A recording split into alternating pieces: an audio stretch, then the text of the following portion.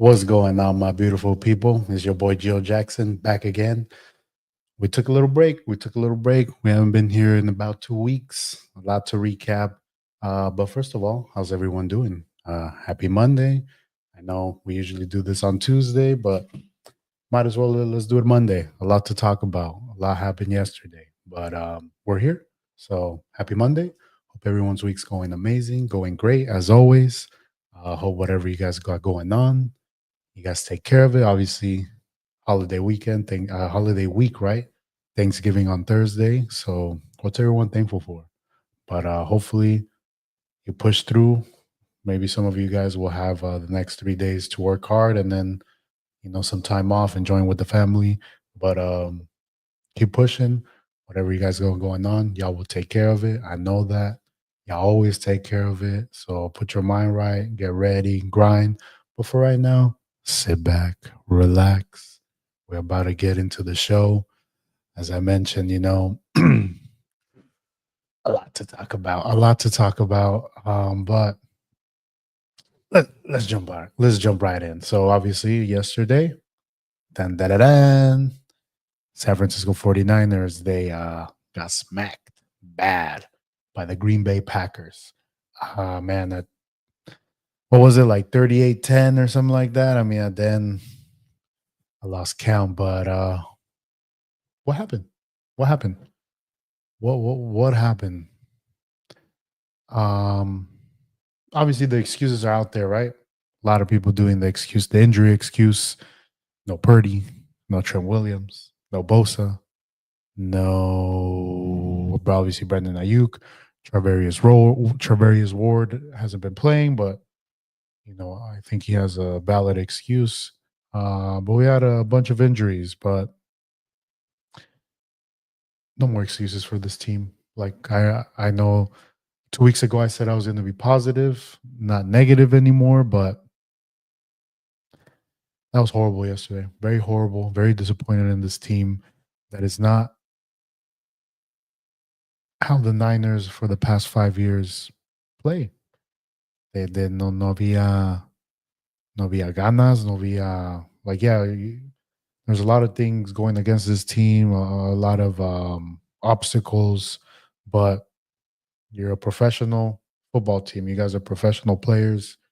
You make it work. You figure it out. Next man up. And yesterday was embarrassing. And we'll start with the defense. I mean, the defense was horrible. I mean, 15 missed tackles, I believe, in the first quarter or the first half. Fred Warner does not look like the Fred Warner at the beginning of the season, missing tackles. And then, like, he would tackle Josh Jacobs like at the end and would flex, and it's like, bro, come on, like, don't do that.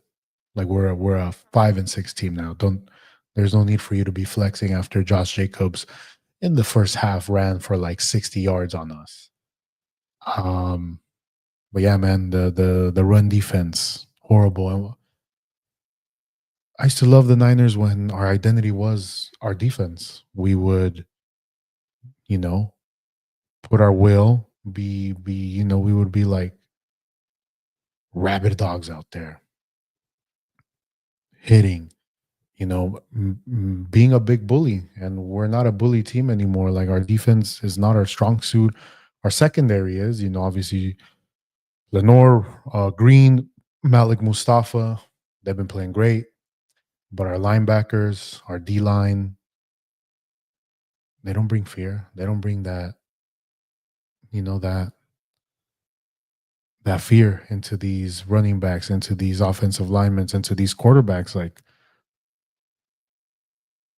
yeah, man. And I think it falls. We'll get there, but I mean, we'll start off with Sorensen, our defensive coordinator. I feel like he doesn't know what he's doing out there. He's not putting these players into positions to dominate, to do something. But it all falls to the one common denominator that we always speak. And I mean, I'm gonna speak on him, but it falls on Kyle Shanahan. He's our head coach. He's the one that decided to make these decisions to put a defensive coordinator, to pick the defensive coordinator. He decided to fire Steve Wilkes. I, for one, was a big, I didn't think Steve Wilkes did a bad job. I think he did a great job. Our defense last year wasn't as best as it was years prior, but it was still good. It was still, what was it, like top five defense? And as I said, it wasn't because of the defense that we lost that Super Bowl. But obviously, a big issue for the Niners. They can't stop the run. For the first time in a while, they let a running back rush for more than 100 yards. Josh Jacobs. Hey, man, Josh Jacobs, he's a monster. He's a beast. He looked he looked good yesterday. Pause. He looked good. He was gashing up 8 yards, 10 yards, 5 yards. And then también, I mean, el Romeo Dobbs, and we're lucky that Christian Watson dropped a walk-in touchdown, but and también Jordan Love, he wanted to throw a pick. He's thrown a pick in the past 11. He's thrown 11 picks this season. He threw one. He threw a couple one to us, and we couldn't catch him. And there was opportunities to come back into this game. Obviously, the big return by Debo, there was a penalty. But at the end of the day, I mean, let's talk about the offense now. I mean, let's talk about why aren't we using Mason, Jordan Mason? He was the leading rusher in the NFL for a while. He was having a great season. Let's talk about, for example, the Lions, right? They have two amazing running backs, Montgomery, Gibbs, and they're able to figure out ways to use both of them, to incorporate both of them, to keep both fresh. And I mean, like I said, I think the Lions have been one of my favorite teams this season to watch because, like I said, I love teams that run the ball. And like we have an opportunity to do that with, I think, three solid running backs. Obviously, Christian McCaffrey, the reigning offensive player of the year, he just seems off. He seems rusty. He seems not himself. He just seems slow, lethargic. He couldn't, gain positive yards. He always got stopped. You could say is the O line, and then he fumbles. And then the one carry that they give Jordan Mason, he goes for 16 yards fresh. And I feel like Kyle Shanahan, he overthinks himself. Like he should just stick to the run. And obviously, we didn't have Brock Purdy. We have Brandon Allen. Like why wouldn't we make life easier for Brandon Allen? Why wouldn't we run the ball more? Why wouldn't we lean on the run, play action, screen passes? Like, let's get him in the rhythm. He hasn't played in 3 years, but right away you're making him throw like these tough passes. Even the interception, right? I think it was on Debo. It bounced off his hands. He was supposed to catch it, but we're making Brandon Allen, make these tough passes where we could have made life easier for him by, like I said, we have Jordan Mason. He he can run between the tackles. He can get them solid 5, 3 yards, every play. Start off, with at least some like a 2nd and 6, 2nd and 5, and then build from that. The playbook opens up. We have Kittle. He's back. Not only is he like one of the best run blocking tight ends, but he's a weapon that sometimes we don't utilize as much. But we don't. I don't know, Kyle. He obviously also the game. We were down 17-0, so running the ball. I mean, he could have still ran the ball, like, but obviously we needed to pass more. But like I said, I think CMC, he doesn't look like CMC right now. He's still getting up to game shape. Like why can't we ease him in? Let's use Jordan Mason. Let's use Isaac Guerrero. Isaac Guerrero, that's the beauty of him. When we saw against Seattle, in Seattle, he could take one to the house, like on one play. He reminds me of Mostert. It's like we have these weapons available for us, and he's just so stubborn that he just, it's like CMC's his favorite toy, and he just wants to continue using it because it's fun. And I get it. CMC last year was amazing, but because of us overusing CMC last year is why he's injured. But we saw what Jordan Mason can do. So that was one. Let's get to Debo. My boy looked washed out there. My boy, he looking like Double bacon with cheese, Debo. He's slow. What happened to Debo? Debo used to be those screen passes were deadly. Even last year against Philly, he turned the fuck up. But before that, he'll throw a screen pass, he'll take it to the house. And now Debo siempre is like they do a screen pass, he loses yards or he gains 0 yards. Yes, he had that kick return that got called back, but man, he can't run routes, he can't catch.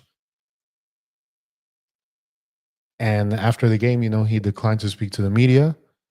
Bro, 2 weeks ago, you told our kicker to lock in. I think it's time for someone to tell you to lock in because you're our captain. Right now, you are our number one receiver. I think John Jennings is the number one receiver right now, but Debo, man, you're getting paid all this money. What is it that you do? You, I mean, if we, I feel like every team has that one go-to receiver that they're gonna throw a ball and he's gonna come down with it. I don't think that's Debo for us. Debo, he's more of a gadget weapon for us. Like I said, I would rely more right now on Joan Jennings, even Ricky Pearsall. The moments that Kyle has let him play, he's looked great. And for the past 2 games, he hasn't I don't know, he hasn't put him in the offense. But Debo, man, you need to lock in. You need to step up. Instead of calling out our kicker and long snapper who are on the bottom of the totem pole of the team, it's time for you to look. You're our captain. Step up. It's time for you.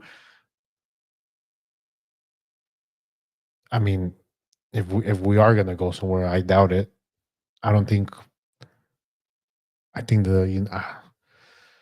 which I want to get. Let's get into that. Niners fans. Obviously, our motto is faithful, right? We're faithful no matter what. But let's really think about this, right?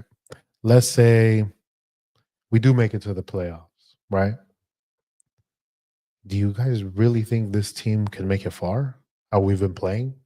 Like this team has been mediocre.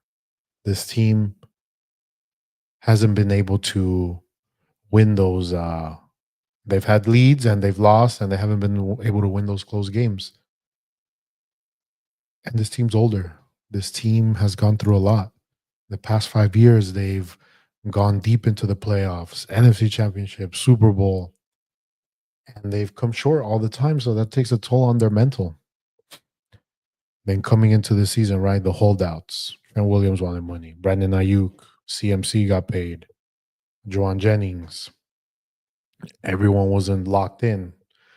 Everyone was looking out for themselves, which, like I said, I'm all for that. Get your bread, get your money. But what I'm trying to say is, like, if they were to go to the playoffs, like, you think they could beat the Lions? You think they could beat the Eagles? Who the Eagles, shit, they look good with Saquon.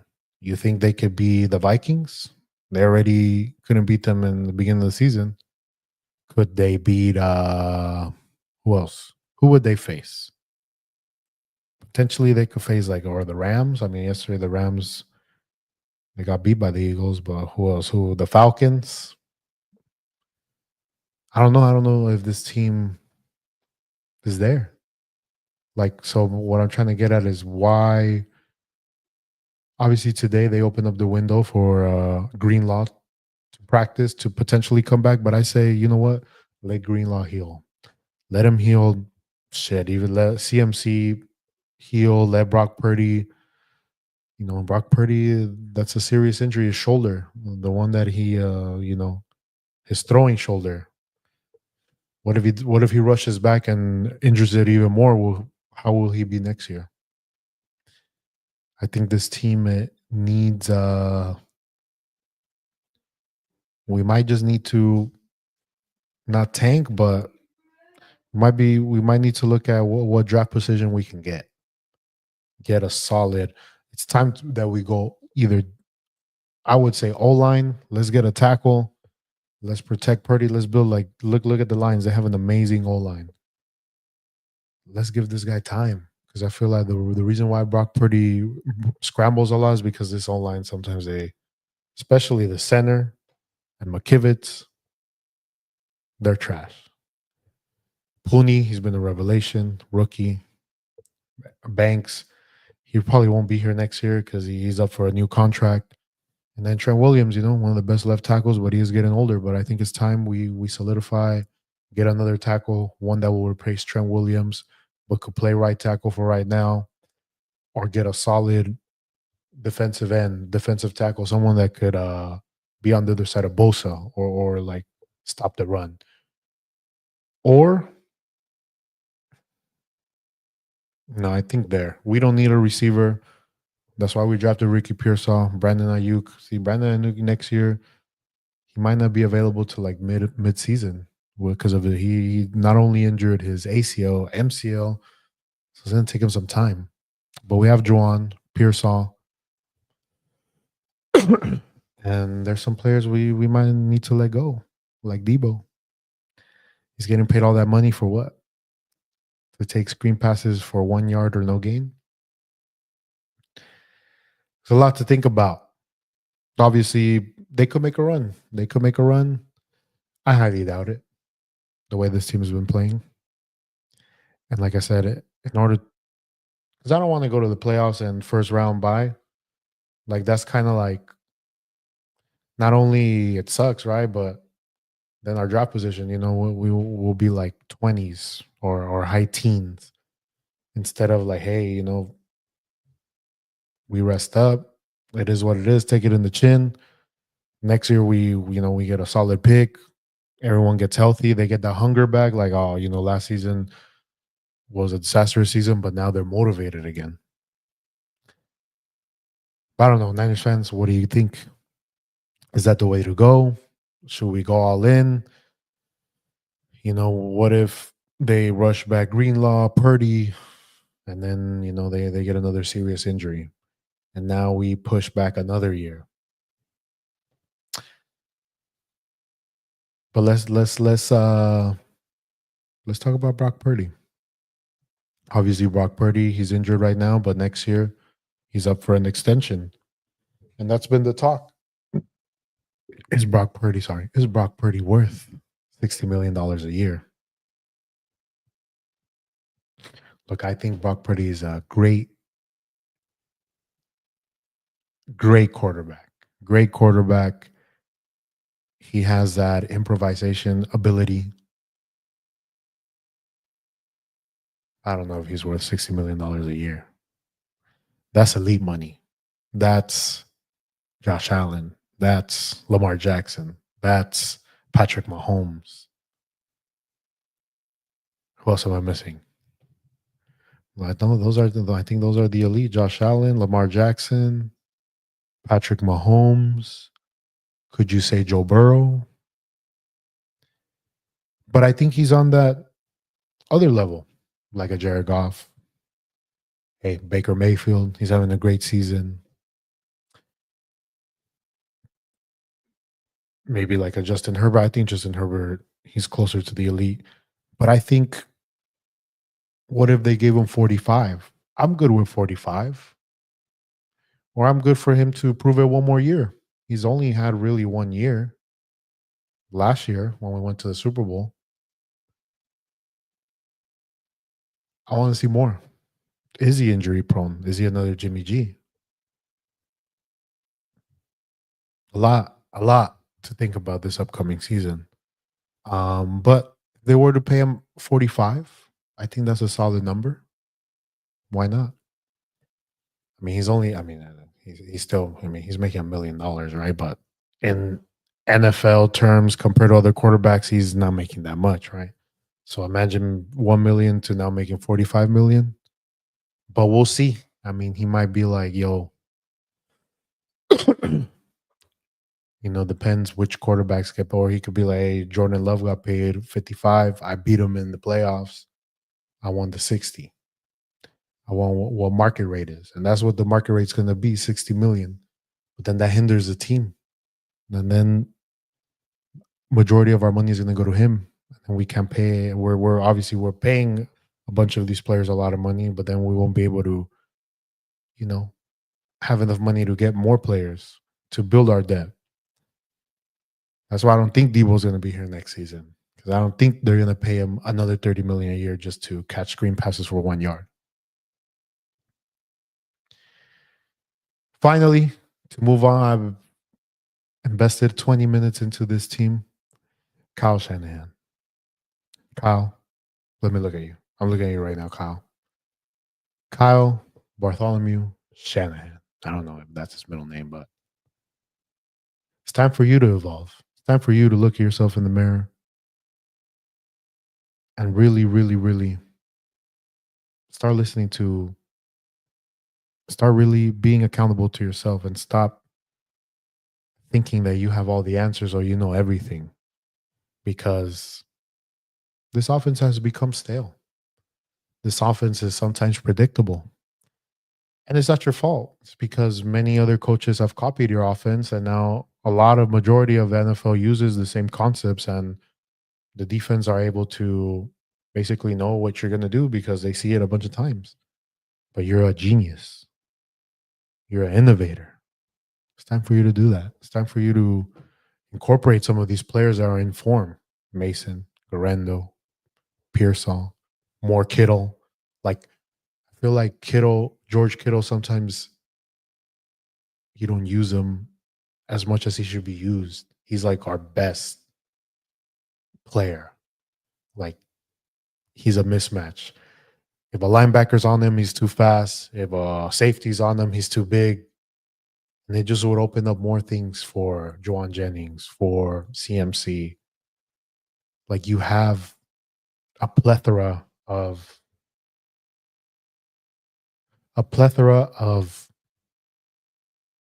ingredients to your disposal of making an amazing whatever.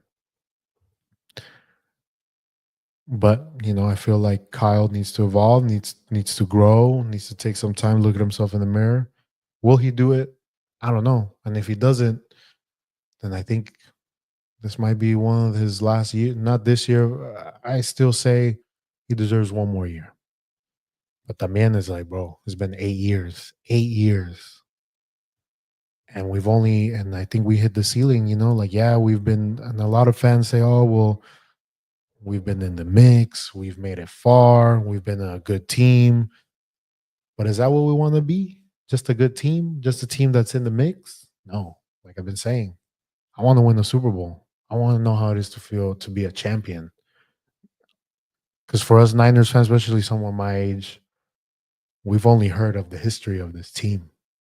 The 5 Super Bowls, the Montanas, the Steve Young, Jerry Rice, Ronnie Lott, Roger Craig. The list goes on and on. Brent Jones, Ricky Waters, Deion Sanders. But I haven't seen it. I've seen my team lose 3 Super Bowls. And it's painful.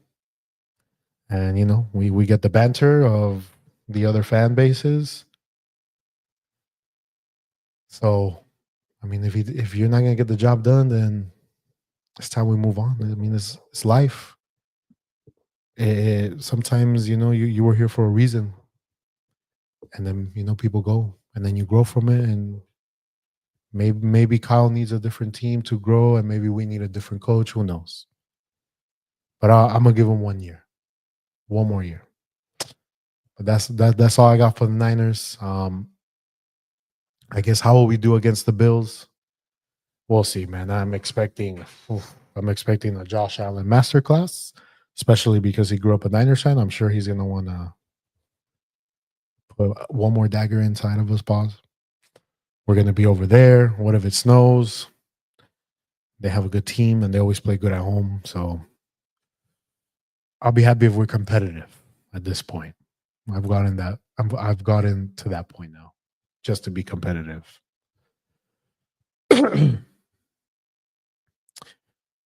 My boy asked, would you consider abandoning the Santa Clara 49ers? Of course not. No matter what, they may piss me off, they may get me upset, but we're always here supporting the faithful. As my dad would say, you can switch girlfriends, but you never switch alliances to your team. And that's facts. We're not people like like a Vic who switches teams. Anyway, hold on. Yo, yo, yo.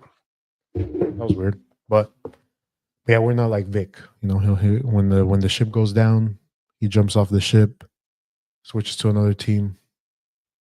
We're not built like that. Around the NFL though, let's talk about last night, the Sunday night game. Obviously, today there's a game going on. I don't even know what the score is, but Eagles, man, they look good. They look really good. Obviously, them picking up Saquon Barkley, that's their CMC pickup, like we did a couple years ago. Man, Saquon, he's crazy. He he on one. He is. Could he be a potential MVP of the league? For sure, he probably. See, now it's tough because I feel like Derrick Henry was having a good season, but he might be the offensive player of the year, Saquon Barkley. But that team, look, obviously Jalen Hurts, when everything's going good around him, similar to Purdy, makes his life easier. He's mobile. He has obviously AJ Brown, Devontae Smith. Now he has Barkley plus the O line. Like I said, the O line's a weapon too, but their defense has stepped up as well. Their linebackers, the Kobe Dean, obviously Jalen Carter.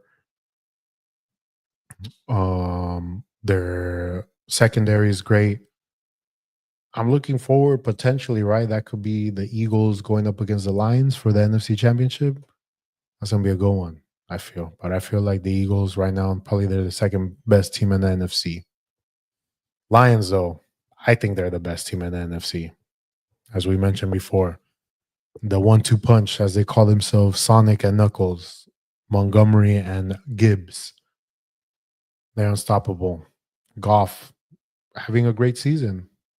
That team is how the Niners used to play, just tough.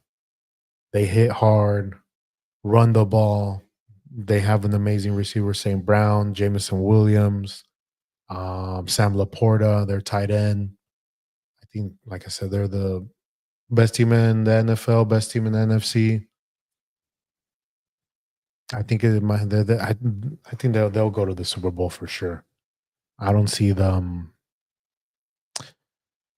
Only thing that could stop them is what, injuries, or I don't know. They hit a wall, but I don't know. They're on the mission. Ever since we beat them in the NFC Championship, they got that hunger, and they're on the mission, and they look good. They look good. The Chiefs, though, another team that's 10-1, but they struggled against the Panthers.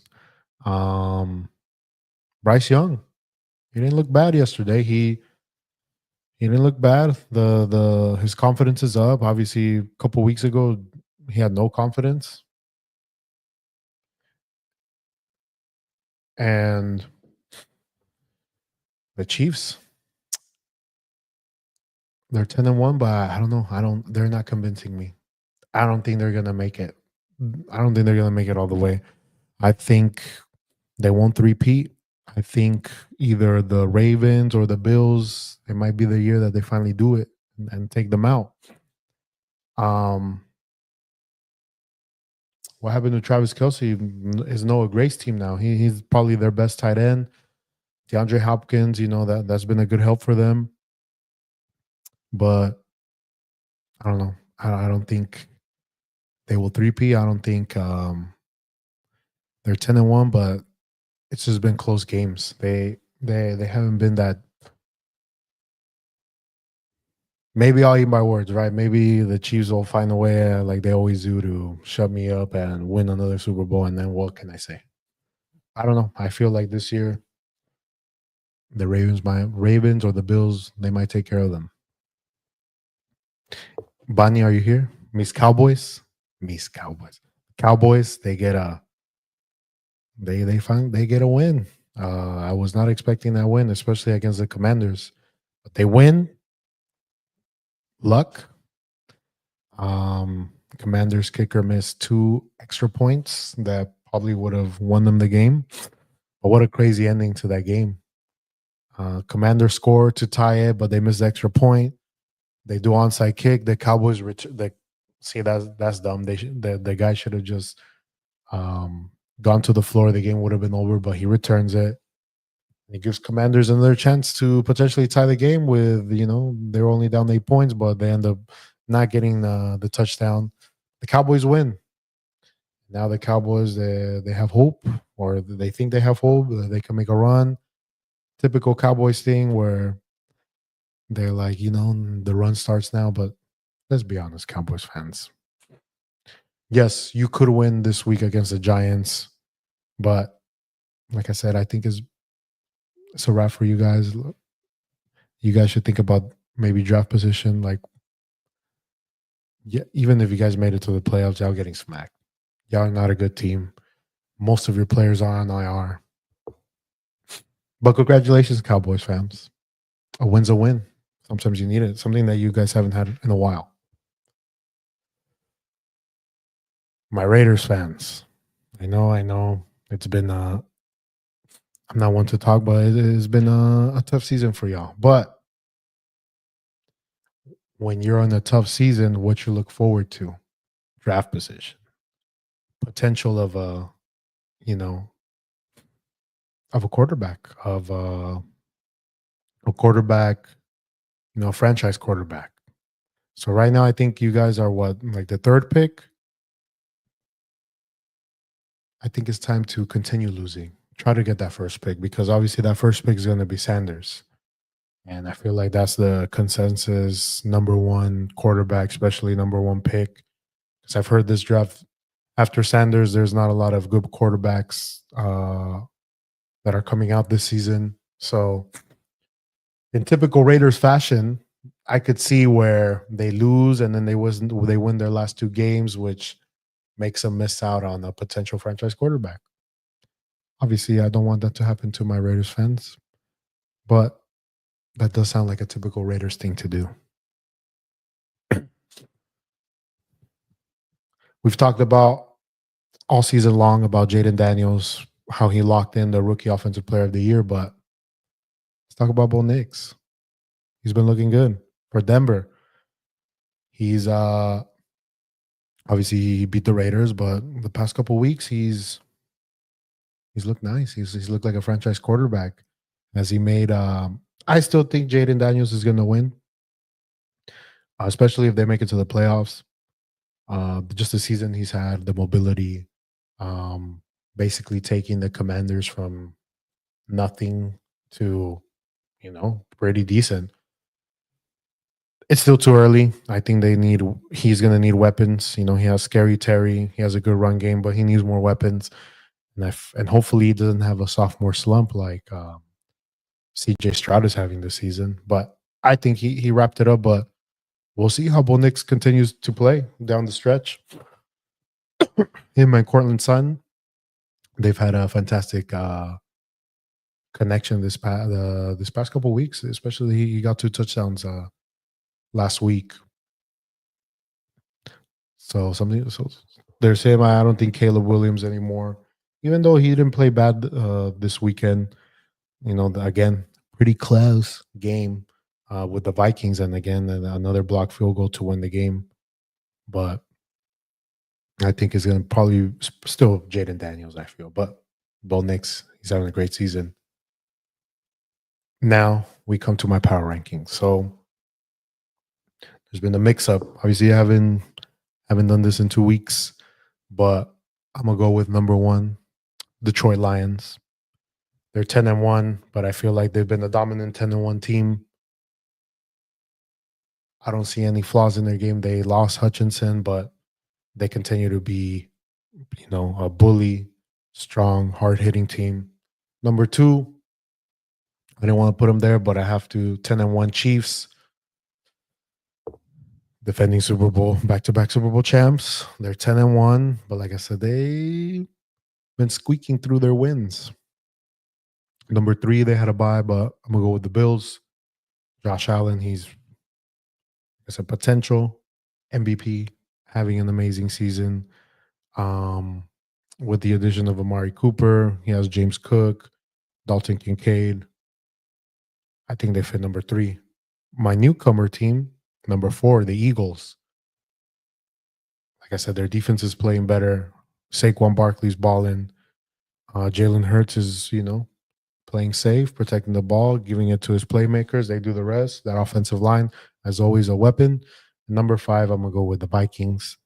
They're, I believe, 9-2, 8-2, something like that. By default, I could have put the Steelers, but they lost against the Browns.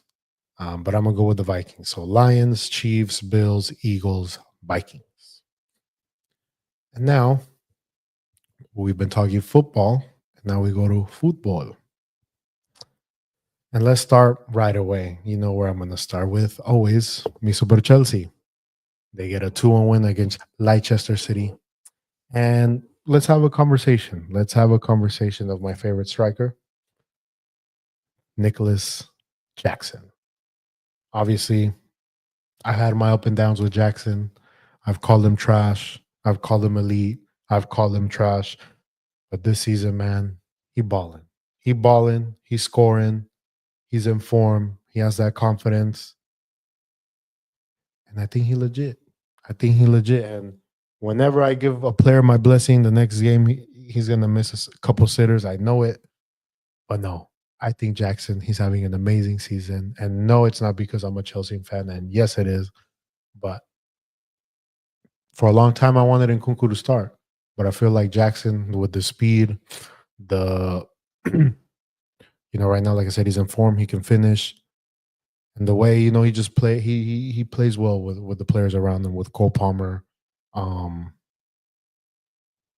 when Neto plays, they have a good link up. Now Enzo, and we'll get to Enzo.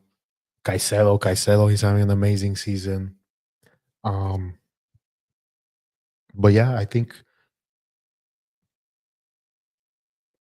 Jackson, he a legit striker for us. He playing good.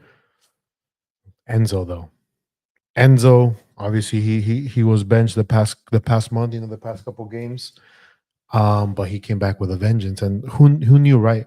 Sometimes in life, you got to say, why would I let my wife and kids prevent me from living my best life? And that's what Enzo did. He decided, you know what, I'm young, I want to live my best life, and he balling right now, and I applaud him for it. Goal and an assist, Enzo, man. That's why we pay the big bucks for you. And I feel like, all jokes aside, obviously that's a joke, but I feel like when we were playing Lavia and Caicedo, yes, we were solid in the midfield, but we were lacking that creativity. With Enzo, he's a creative midfielder. Caicedo, he's our box to box dog. And this team potentially could be second place. We have a favorable next 10 matches. I don't know if we can win the Premier League because Liverpool right now, they're ahead 10 points. But second place.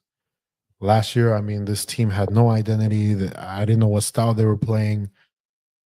The only bright spot was my boy Cole Palmer. Now this team's playing good. I love the way they touch the ball. Pause. They move. Our only liability that I will say is sometimes our goalkeeper, because he be making some dumb mistakes when he plays with his feet, because he can't.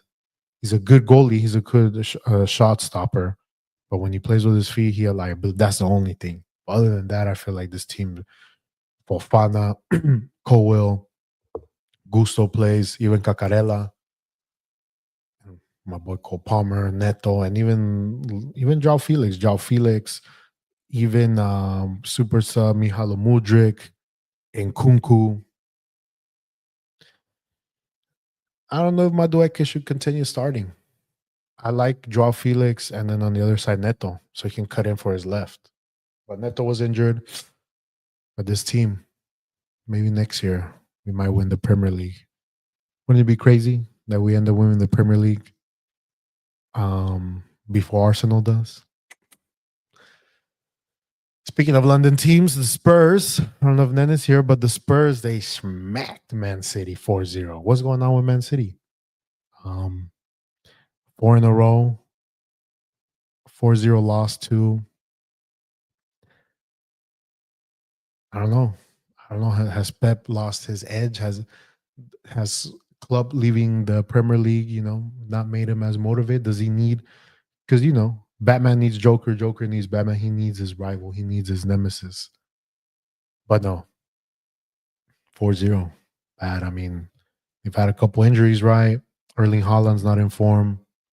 But still, I mean, that team's still, I mean, obviously they're missing Rodri, but still, that team's from the top to bottom still an amazing team, right?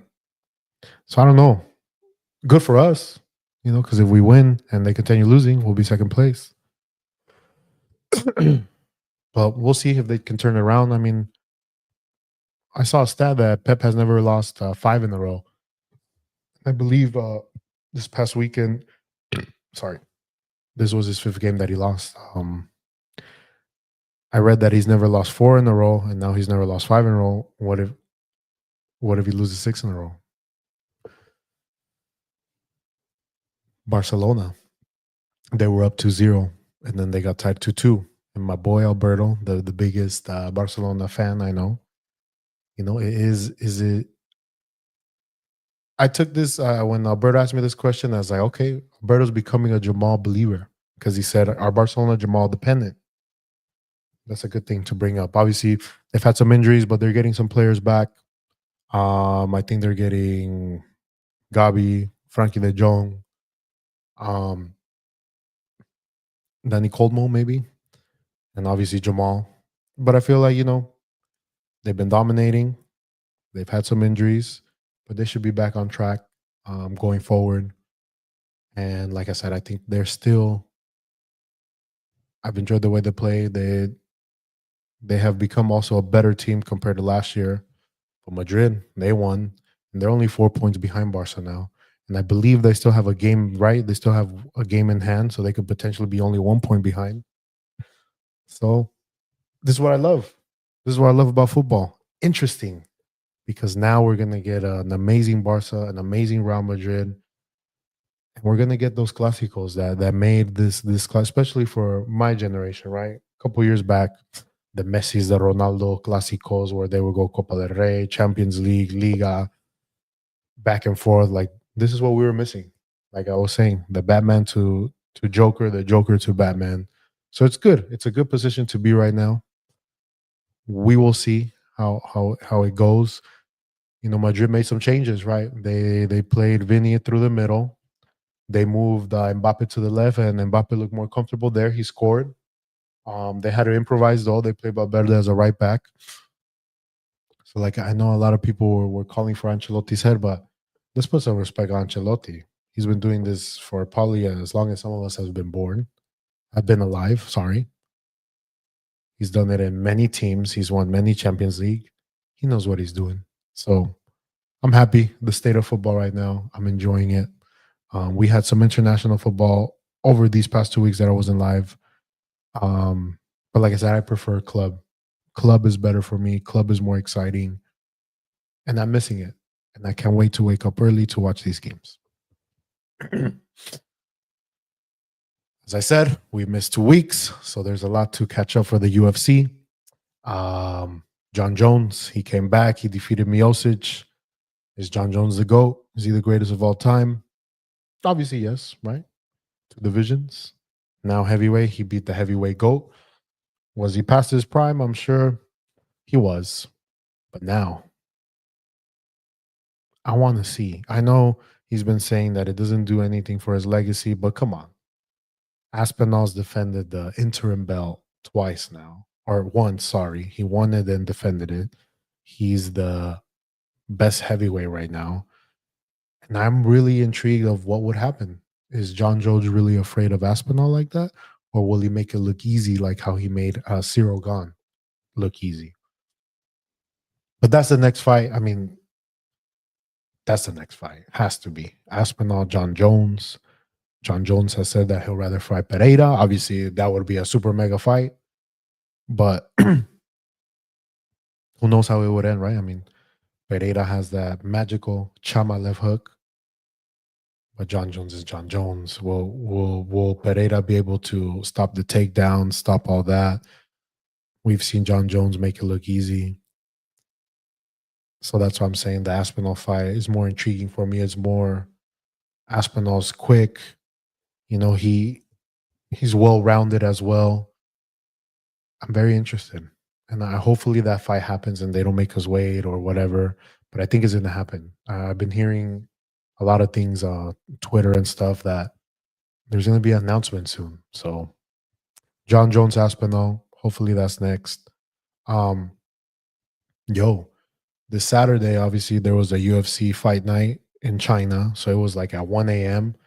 So me and my boy, the Rat Tony, we watched it later on that day, and what an amazing card! Probably one of the best cards of the year. Puro knockout, puro highlight reels, and the main event was amazing. Peter Yan against Figueiredo. They went back and forth. They brawled, but Peter Yan came on top, and Peter Yan looked good.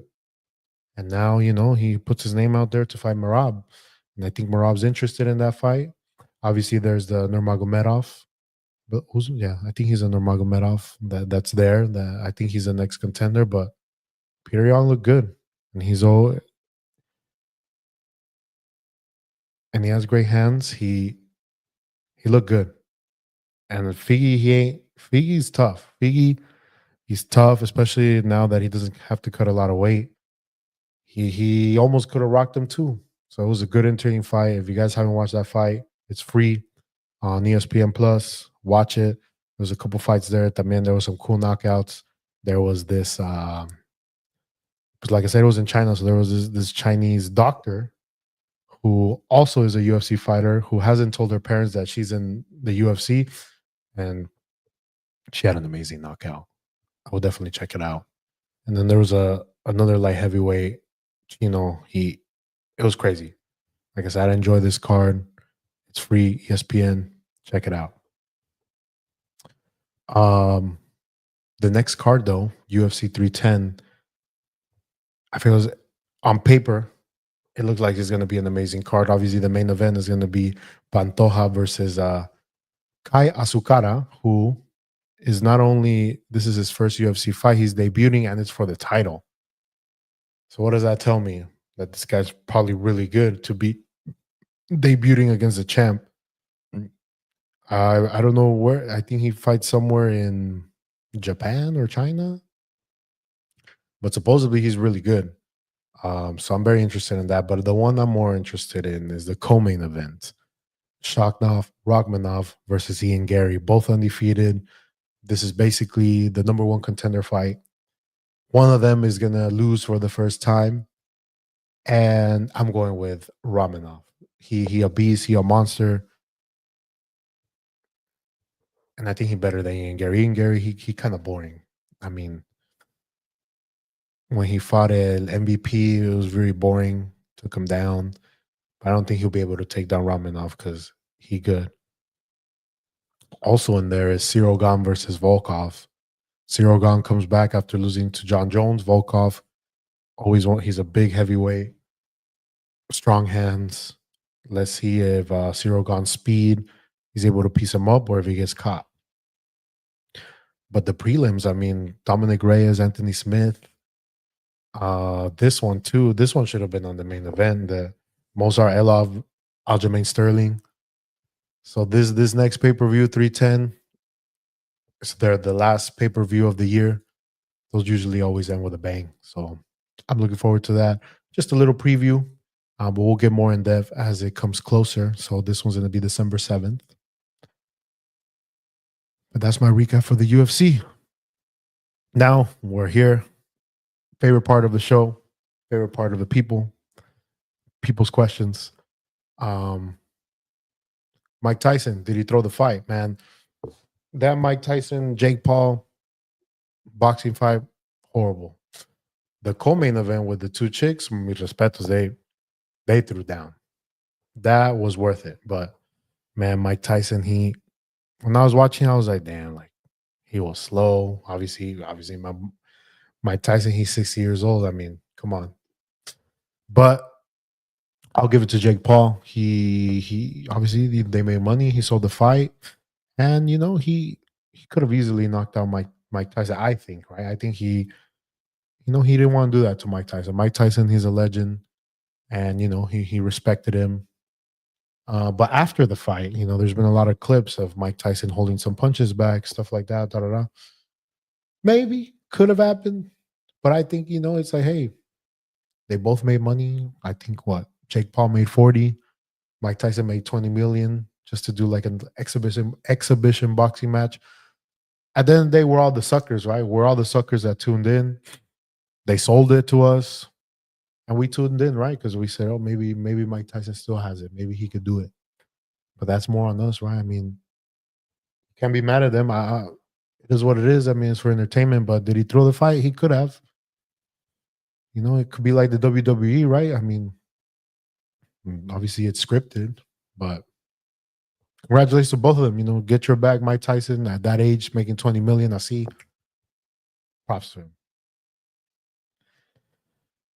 The infamous Bonnie questions. He asks, get rid of one holiday, or which holiday would you get rid of? Easy, Valentine's Day. Marketing tool for us kings to waste our money. That's the easy one. I mean, that's what it's for, just buy dumb flowers, buy dumb chocolates, go to an expensive restaurant, waste your money on it. We don't need it. Not needed. What's more important, Thanksgiving dinner or Thanksgiving football? Thanksgiving football, obviously, football. If football wasn't important, then why is it on Sundays, on the Lord's Day? Because the Lord knows that football is just as important.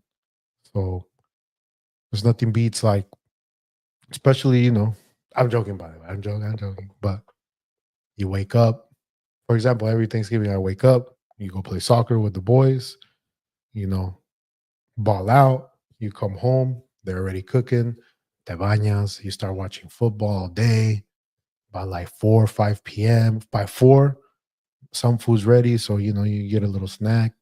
And by 5, you got obviously the Thanksgiving night game, enjoying it with a good ass meal. Nothing beats that. So to answer your question, I think they both go hand in hand, because also on Thanksgiving, what you're looking forward to is eating. Like that day, usually I don't eat the whole day. Well, technically I only eat once a day, but usually back then I would not eat the whole day, looking forward, grab a big ass plate, but then I would tap out, because even though I have a big back physically, I have a small back mentality. But I'm looking forward to that. I can't wait for Thursday. Thanksgiving is one of my favorite holidays to celebrate because of the food and because you just be chilling. What does the food Mexican family serve on Thanksgiving? Depends, right? I don't know about tamales. Tamales is saved for Christmas, but sometimes they might throw like a menudo. I don't like it. Pozole. Um, what else? Maybe like chicken, rice. I say sometimes tamales, right? They throw in there un ponche. Oh, yeah, ponche. Ponche is good. Trying to think. I don't know. I think most Mexican families, they do the traditional Thanksgiving meal: the turkey, the mashed potatoes, stuffing with cranberry sauce, gravy, pumpkin pie. Like we about it, or en veces que carne. Um, I'm for it. I'm for the Thanksgiving dinner. I enjoy it. Alberto also says mustard. Obviously, Kendrick, he dropped an album on Friday. Fire, I would say. His album. And before that, the Tyler the Creator album. Both fire ass albums. Um, my boy right now doing the big, Kendrick. I saw today that Drake is trying to sue what's it called? Like all these streaming platforms, because I guess they were over amplifying the not like us numbers or something. Bro, just take your L, move on. It's not too serious. Anyways, as we come to the end of the show, I wanted to recap. It's been 2 weeks since the finale, and I will say I'm gonna talk about the Penguin on HBO, the show, the Batman, from the movie Batman with Colin Farrell. He had his own spin-off show called The Penguin. So right now I am saying, spoiler alert, Spoiler alert, spoiler alert, spoiler alert. If you haven't watched The Penguin, please tune out. Thank you. I appreciate you. But if you haven't watched The Penguin, because I will be talking spoilers, like I said, it's been 2 weeks. But spoiler alert, spoiler alert. What an amazing show. I enjoyed it from the beginning to the end. This is what I'm talking about. Cinema's back.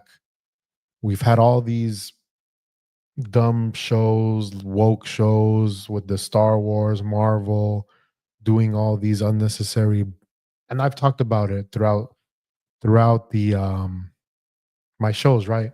The Acolyte, all these shows, messing with the lore, messing with what makes these characters great. But the Penguin right here, they nailed it. Matt Reeves, he nailed it. He he made a villain show because at the end of the day, the Penguin is a villain. And at the beginning, you're obviously rooting for him because he's the main character, right? But throughout the show, you figure out that this guy's a piece of fucking shit. He's a manipulative. He's only thinking about himself. He's only thinking about how he's gonna benefit. And at the end, he is able to succeed. He's able to, not only take out all his adversaries and rivals, but you grow to like not dislike you grow to not like this character. And I believe like throughout the show he lies and he believes his lies, like he can't admit like so for example, as the show goes, right, you look at his childhood, and his mom's still alive, he's protecting her, taking care of her, telling her like, mom, I'm gonna be this big guy in Gotham, with a lot of money, I'm gonna get you your penthouse suite. And his mom's like, yeah, sure, whatever. Like, you're not gonna do it. And throughout the show, you're like, oh man, his mom's hella hard on him. Like, he's trying his best to like, obviously he's doing horrible things, but he's trying his best to help his family out, his mom out. But throughout the episodes, you figure out what he did. He wanted his mom's love so bad that he ended up killing his brothers so he could be the only child. And he believes that his mom never knew that, but his mom always knew that. And his mom was actually going to have him killed when he was a kid, but I don't know, she didn't have the guts to do it. So growing up, Penguin, or Oz in the show, he thinks that his mom doesn't know, and finally at the end, his mom's like, I know what you did. You're a fucking horrible person. And he's like, what did I do? I don't know what you're talking about. Because by the end of the show, the mom's also like crazy. Like I think she has dementia. So he's like, Ma, is the is your sickness. Like you're imagining things. And like the mom's like, just admit it. Like, because okay, so the people that capture her rivals, they're about to like cut her fingers off. And they're like, if you admit what you did, we won't cut your mom's fingers off. And he's like, I didn't do anything. I don't know what you're talking about. And even the person's like, dude, like just admit it. We're about to do this. Then they're not doing it. But you figure out what type of person the penguin is. And obviously the most heartbreaking part of the show is at the end. And it's a good how would I say this? Correlation between the relationship that Batman has with Robin, right? Takes him under his wing, father figure, looks out for him, right? So the penguin, he has a similar story, right? There's this like there's this kid, he tries to steal the penguin's car, but the penguin takes him under his wing, showing him the ropes. And at the end, they're able to take down the rivals with his help. He really steps up, right? So at the end of the show, he tells them, "Oh, Oz, you're like family to me." And Oz looks at him and basically realizes that he's a loose end. So he kills him. And then it's like, fuck. Like you feel bad because you're like, man, like you know, because throughout the show, the kid could have left with one of his girlfriends and got out of this like crime life, but he sticks with the penguin. and he kills them, and he tells them, "Hey, family makes you weak, and I got to do what I got to do. No hard feelings, kid. You're a good kid." And the most despicable thing he does is when he's dead, he steals his money from his pocket. But like I said, The Penguin, I recommend it. Watch it. And it does build up, for this upcoming Batman movie, part two with Robert Pattinson. Cannot wait for that. I cannot wait where this goes. And to wrap up the show, Gio's words of wisdom. And today we're gonna go with whatever life throws at you, just take it in the chin because you're a chill, you're just a chill guy. You might have got fired today, you might have got broken up today, you might have taken a nail today, but it's okay. We're just a chill guy. But obviously that's the new meme around que me dicen los kids. But thank you guys. Have a wonderful Thanksgiving. Thank you guys for always showing support. If you guys are watching this later, leave a comment, leave a message, what you enjoy. And I will see you guys next week. Peace out.